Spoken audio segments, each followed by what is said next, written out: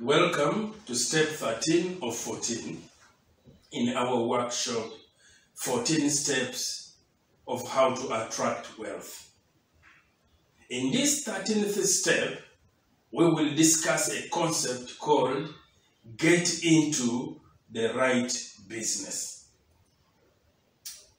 In this concept, we will see that to succeed in any business, you must possess the faculties required by that business in a well-developed or refined state. If you want to be a teacher, the business is teaching or educating, then you need those abilities required to teach, to educate, and they should be in a well-developed and refined state. R. Nightingale, the Dean of Personal Success, said, your earning power in any business depends on three things. 1, demand for what you do.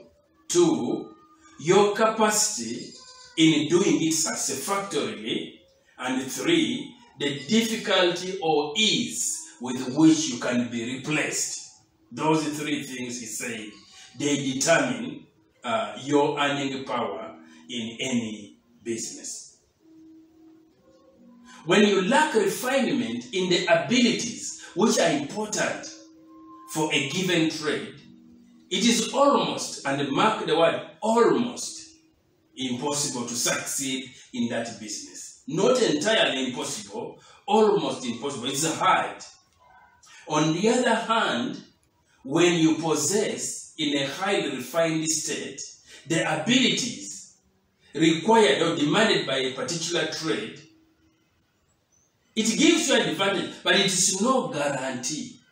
Having the abilities is no guarantee of getting wealthy in that trade. Because otherwise, everybody who has abilities in a certain trade would get wealthy in it. There are millions of people with remarkable talent, with excellent talent, excellent ability, but they remain poor. And there are people with excellent customer care who end up failures in a business. These faculties, these talents and abilities required by any trade are simply tools. In order to succeed at anything, you must have good tools, and you must also use those tools in a successful way. You have the tools, good tools, and you also use them in a successful way. Your chances of success increase when you get in a business for which you are well equipped with the required mental tools. You can succeed more in a business that uses your strongest faculties. Generally speaking, you can attract wealth in any business because you can build skills and capability even in a business where you lack such ability. You can make your tools as you go along in any business. You can break free from being confined to a business that requires skills with which you were born.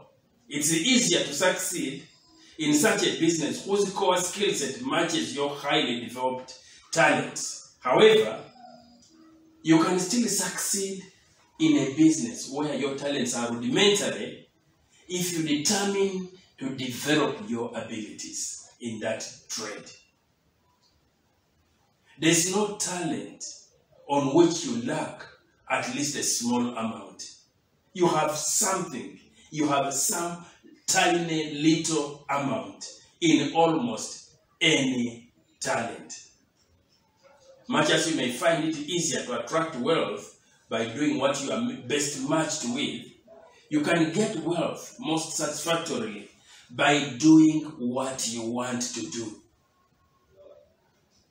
We are talking a lot about what you want to do, what you are willing to create, that which you hear in the whisper, that it arises, that it comes out of your soul. you always carry within you the ability to get into the business you want to do. If you want a certain business, if you want to do a certain business, it means that you have what it takes. You have the ability inside you to do that business. Desire for something is an indicator of inner power to do it. Remember, we are discussing a concept called get into the right business.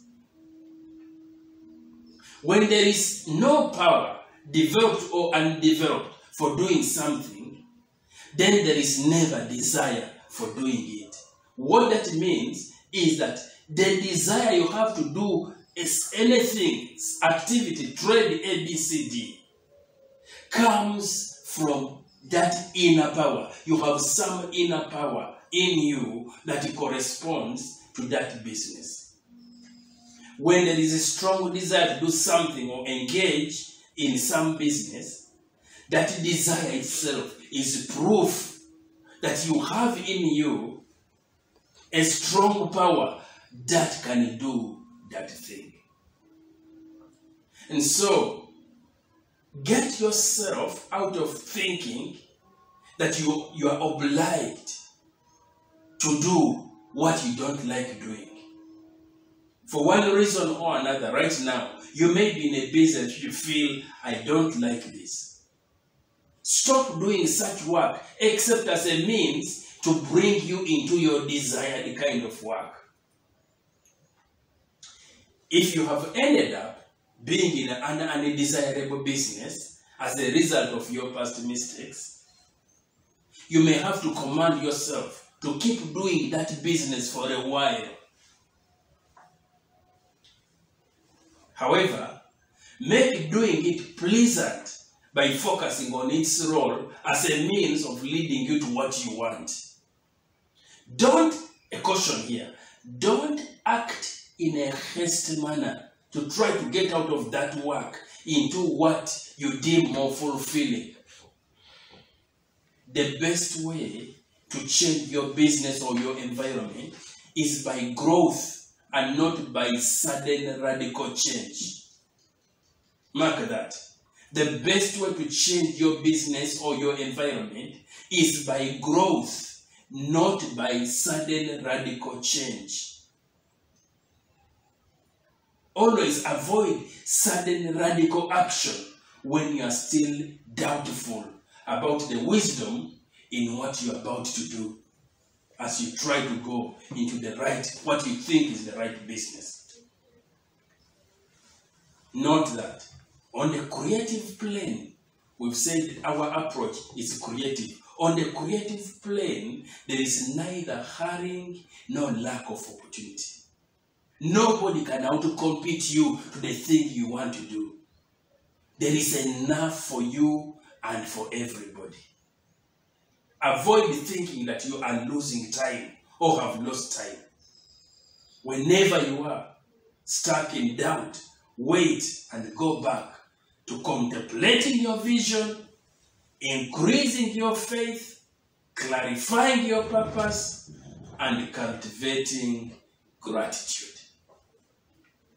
We have been discussing a step called Get in the Right Business. I welcome you to our last step, step 14 of 14.